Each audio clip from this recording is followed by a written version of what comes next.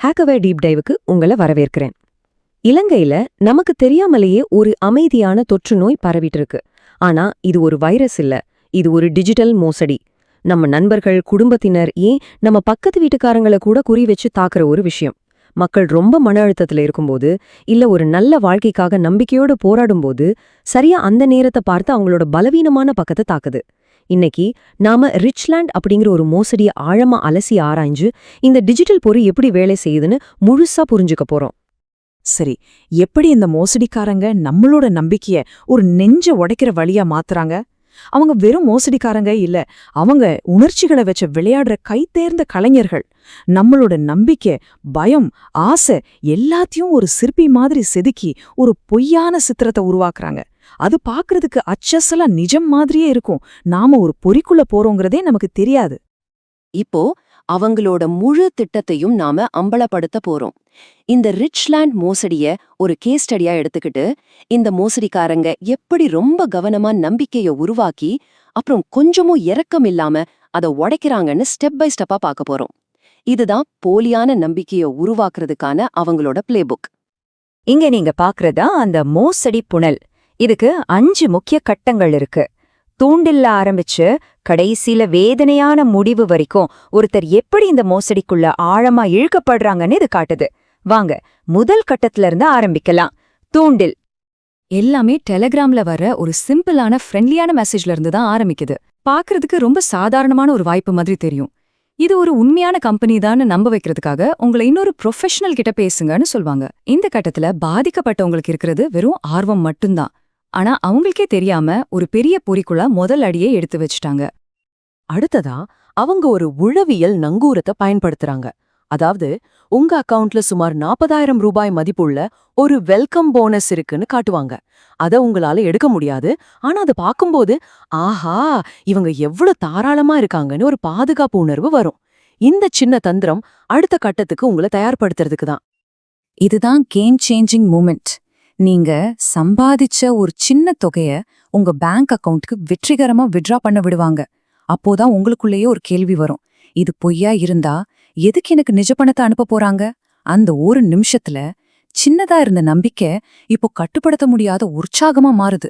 தூண்டில நல்லா கடிச்சிட்டீங்க. அந்த நம்பிக்கையை இன்னும் அதிகமாக்க உங்களை ஒரு டெலிகிராம் குரூப்ல சேர்ப்பாங்க. ஆனா இங்கதான் ஒரு ட்விஸ்ட் இருக்கு. அந்த குரூப்ல இருக்கிற முக்காவாசி பேரு நடிகர்கள். லாபம் வந்ததா ஸ்கிரீன்ஷாட் போடுறது, ஒருத்தருக்கொருத்தர் வாழ்த்து சொல்றதுன்னு ஒரு நாடகமே நடக்கும். உங்களுக்கு தனிப்பட்ட முறையில மெசேஜ் பண்ணி நம்பிக்கை ஊட்டுவாங்க. இங்கேதான் நாமளும் இந்த குழுவுல ஒருத்தர்னு உணர்வு வருது. நம்பிக்கை நல்லா ஆழமா பதிஞ்சதுக்கு அப்புறம் அடுத்த கட்டம் ஆரம்பிக்குது. இப்போதான் அந்த பொறி விரிக்கப்படுது. இவ்ளோ நேரம் உங்களை தயார்படுத்திட்டு இருந்தவங்க இப்போ ஆக்ரோஷமா பணத்தை சுரண்ட ஆரம்பிப்பாங்க. ஆனா இந்த மாற்றம் ரொம்ப மெதுவா நடக்கறதால பாதிக்கப்பட்டவங்களுக்கு எந்த சந்தேகமும் வராது. உங்களோட முதல் உண்மையான டெபாசிட்ட பண்ண சொல்லி உங்களை ஊக்குவிப்பாங்க. உதாரணத்துக்கு ஒரு 40,000 ரூபாய்னு வச்சுக்குவோம். ஆனா அடுத்து என்ன நடக்கும் தெரியுமா? நீங்க 50,000 ரூபாய வித்ட்ரா பண்ணுவீங்க. அடேங்கப்பா, போட்ட பணத்தை விட அதிகமா எடுத்தாச்சு.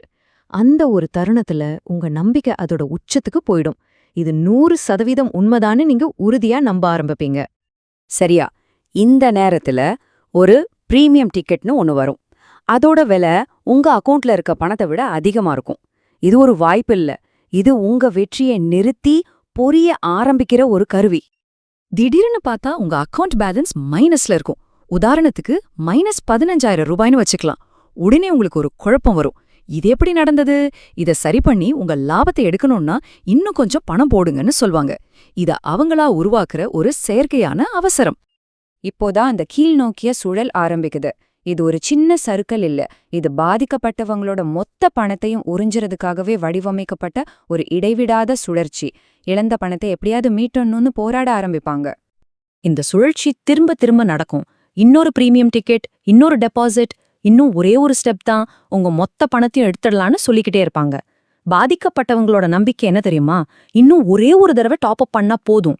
ஆனா மோசடிக்காரனோட திட்டம் என்ன? வெளியேறவே முடியாத ஒரு முடிவில்லாத டெபாசிட் சுழற்சி. இங்கதான் பீதியும் பரிதவிப்பும் உச்சத்துக்கு போய் மக்கள் அவங்க சேமிப்பு, கடன் வாங்கின பணம்னு எல்லாத்தையும் போட ஆரம்பிக்கிறாங்க. ஒரு கட்டத்துல பாதிக்கப்பட்டவங்களால மேற்கொண்டு பணம் போட முடியாது. சரி, இருக்கிற பணத்தையாவது எடுப்போன்னு முயற்சி பண்ணுவாங்க. ஆனா மோசடிக்காரங்க இன்னும் முடுக்கல. இதுதான் இறுதி அங்கம். சுரண்டல் அப்புறம் மௌனம். திடீர்னு புதுசு புதுசா கட்டணம் வரும். இங்க பாருங்க, security deposit, government tax, verification ஃபீனு, ஒன்னொன்னு ஒரு கற்பனையான கட்டணம். இருக்கிற கடைசி பணத்தையும் உறிஞ்சதுக்கான அவங்களோட டெஸ்பரேட்டான முயற்சி இது. அதுக்கப்புறம் முழுமையான அமைதி. அந்த ஏஜெண்ட், அந்த டெலிகிராம் குரூப்பு, அந்த வெப்சைட்டு எல்லாமே காத்துல கரைஞ்ச மாதிரி காணாம போயிடும். பாதிக்கப்பட்டவங்க பணத்தை மட்டும் இழக்கல, அவமானம், ஏமாற்றம் மற்றும் ஆழ்ந்த இதய வலியோட தனியா விடப்படுறாங்க. நாம ஒரு விஷயத்த நல்லா புரிஞ்சுக்கணும். ரிச்லேண்டுங்கிறது வெறும் ஒரு பேர் தான். அது மோசடிக்காரங்க போடுற ஒரு முகமூடி. உண்மையான ஆபத்து அதுக்கு பின்னாடி இருக்கிற அந்த உளவியல் முறைதான். இதே பிளே புக்க தான் வேற வேற பேர்ல வேற வேற முகத்தோட திரும்ப திரும்ப பயன்படுத்துறாங்க. வாங்க, இந்த பிளே புக்க உடைச்சு ஏமாத்துற இந்த கலையை அறிஞ்சுக்கலாம். இந்த மாதிரி ரொம்ப ப்ரொஃபஷனலா இருக்கிற கிராஃபிக்ஸை பயன்படுத்துவாங்க. இது ஒரு போலி ஏஜென்ட் சம்பள போஸ்டர். இது ஒரு உண்மையான கம்பெனி தானோ, இங்க நல்ல சம்பாதிக்கலானோ ஒரு மாயையை இது உருவாக்குது. இத பார்த்து நம்பி மக்கள் முதலீடு பண்ண ஆரம்பிப்பாங்க. இதுதான் ஒருவேளை அவங்களோட மிக ஆபத்தான கருவி, ஹை வேல்யூ டெபாசிட் ஷார்ட். இது என்ன சொல்லுதுன்னா, நீங்க எவ்வளவு அதிகமா பணம் போடுறீங்களோ அவ்வளவு அதிகமா சம்பாதிக்கலான்னு காட்டுது. இது மக்களை பெரிய தொகையை முதலீடு செய்ய தோன்ற ஒரு நேரடியான தந்திரம். இது நம்மள ஒரு முக்கியமான உண்மைக்கு கொண்டு வருது. நீங்க ஏமாந்து போகல, உங்களை ரொம்ப ப்ரொஃபஷனலா இந்த பொறிக்குள்ள சிக்க வச்சிருக்காங்க. உங்க உணர்ச்சிகள், உங்க நம்பிக்கை, உங்க உற்சாகம், உங்க பயம் எதுவும் உங்க பலவீனம் இல்ல. அதுதான் இந்த மோசடிக்காரங்க உங்களுக்கு எதிரா பயன்படுத்தின கருவிகள். அப்போ இதுல இருந்து நம்மள நாம எப்படி பாதுகாத்துக்கிறது? அதுக்கு சில வழிகள் இருக்கு. முதல்ல, வர ஒவ்வொரு வாய்ப்பையும் அது எவ்வளவு சின்னதா இருந்தாலும் ஒரு முறைக்கு 2 முறை சரி பாருங்க.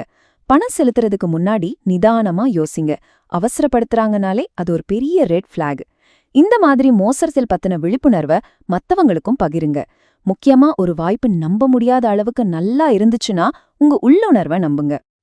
இந்த மாதிரி மோசடிகளை அம்பலப்படுத்துறது மூலமாவும் அது எப்படி வேலை செய்யுதுன்னு புரிஞ்சுக்கிறது மூலமாவும் நம்மளையும் நம்ம சமூகத்தையும் நாம பாதுகாக்க முடியும்.